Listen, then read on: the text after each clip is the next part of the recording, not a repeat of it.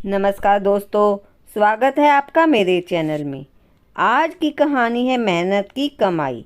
लेकिन उससे पहले यदि आप मेरे चैनल पर पहली बार आए हैं तो मेरे चैनल को सब्सक्राइब जरूर कीजिएगा। कहानी पसंद आए तो उसे लाइक एंड शेयर कीजिएगा। कस्बा नानकपुर में मोहन नाम का एक युवक रहता था। वह बड़ा आलसी और कामचोर था। उसके इस स्वभाव से उसके पिता बड़े परेशान रहते थे। अपने इस आलसीपन के कारण वह ना तो पढ़ पाया था और ना ही कोई काम सीख पाया था। जब भी उसके पिता उसे स्कूल भेजते थे तो उसके अध्यापकों की यही शिकायत हमेशा बनी रहती थी कि आपका बेटा बड़ा ही आलसी किस्म का है। ना तो यह स्कूल का कोई काम करता है और ना ही पढ़ने लिखने में इसकी कोई रुचि है। अतः इसे कोई काम सिखा दें तो अच्छा होगा। फिर जब वे मोहन को काम पर छोड़कर आते तो वहाँ से भी यही शिकायत मिलती। उसके पिता आसाराम जी अच्छे मूर्तिकार थे। उनकी बनाई मूर्तियों की चर्चा आसपास के क्षेत्रों में खूब होती थी। इसलिए उनकी बनी मूर्तियों को खरीदने के लिए हर किसी का मन ललचा उठता था। पिता इतना बड़ा मूर्तिकार और बेटा निकम्मा। उनको यह बात हमेशा अंदर ही अंदर दीमक की तरह चाट रही थी।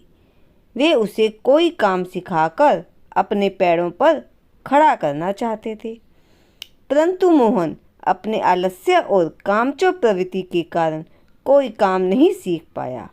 इसी कारण आसाराम जी का मन और अधिक दुखी रहने लगा।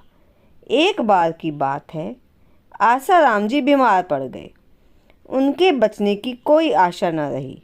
उनको यह चिंता हमेशा सताती रहती कि उनके मरने के बाद उनके बेटे मोहन का क्या होगा।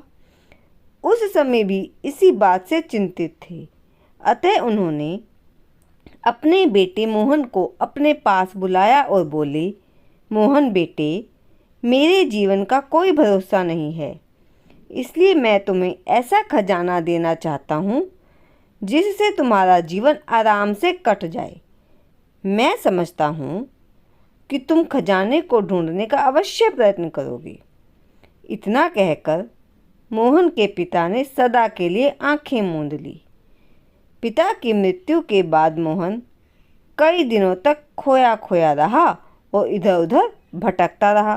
किंतु मोहन को अपने पिता के द्वारा कहे अंतिम वाक्य याद आते रहते थे कि तुम उस खजाने को ढूंढने का अवश्य प्रयत्न करोगे। वह उठा और अपने पिता के कमरे में गया। वहाँ खजाने को तलाशने लगा। उसने अपने पिता के कमरे को खंगाल डाला, लेकिन उसे खजाना नहीं मिला। कमरे में तो केवल मूर्तियाँ बनाने का सामान, रंग और कुछ अधूरी मूर्तियाँ रखी थी। उसे खजाना कहीं नहीं मिला। दिन बीतते गए। कुछ दिन तक तो वह धन उसके काम आता रहा जिसको उसके पिता छोड़कर मर गए थे, और जब उसका वह धन समाप्त हो गया तो वह बहुत दुखी और परेशान रहने लगा। अचानक उसे ध्यान आया कि उसके पिताजी के कमरे में कुछ मूर्तियाँ रखी हैं। वह तुरंत कमरे में घुसा और मूर्तियाँ लेकर बाजार में गया। बाजार में उसके पिता के द्वारा बनाई गई मूर्तियों की तो पहले से ही मांग थी, अतः मूर्तियाँ जल्दी ही बिक गई। वह घर में अन्य मूर्तियों की तलाश में इधर उधर भटकने लगा, लेकिन उसे कोई भी पूरी मूर्ति नहीं मिली। वहाँ तो अधूरी मूर्तियाँ रखी थी। तब मोहन ने सोचा कि यदि इन अधूरी मूर्तियों को पूरा करके बेचा जाए तो वे बिक सकती हैं। तब उसने अधूरी मूर्तियाँ निकाली और उन्हें रंगना शुरू किया। एक दो मूर्तियाँ खराब हुई, फिर वह अच्छी रंगाई करने लगा। इस तरह वह अधूरी मूर्तियों को पूरी करना भी सीख गया। वह अधूरी मूर्तियों को पूरी करता और उन्हें बाजार ले जाकर बेच देता। उसका नाम भी पिता की तरह विख्यात होता चला गया। अब मोहन की समझ में आया कि जिस खजाने को वह इधर उधर ढूंढ रहा था वह और कुछ नहीं, उसके पिता की कला थी। अब मोहन खूब मेहनत और लगन से अपना काम करता और मज़े से जीवन जीता। तो दोस्तों, इस कहानी से हमें यह शिक्षा मिलती है कि मेहनत ही मनुष्य का सबसे बड़ा खजाना है। उम्मीद है दोस्तों आपको मेरी ये कहानी पसंद आई होगी। जल्दी ही मिलती हूँ एक और नई कहानी के साथ। तब तक के लिए अपना ध्यान रखिएगा।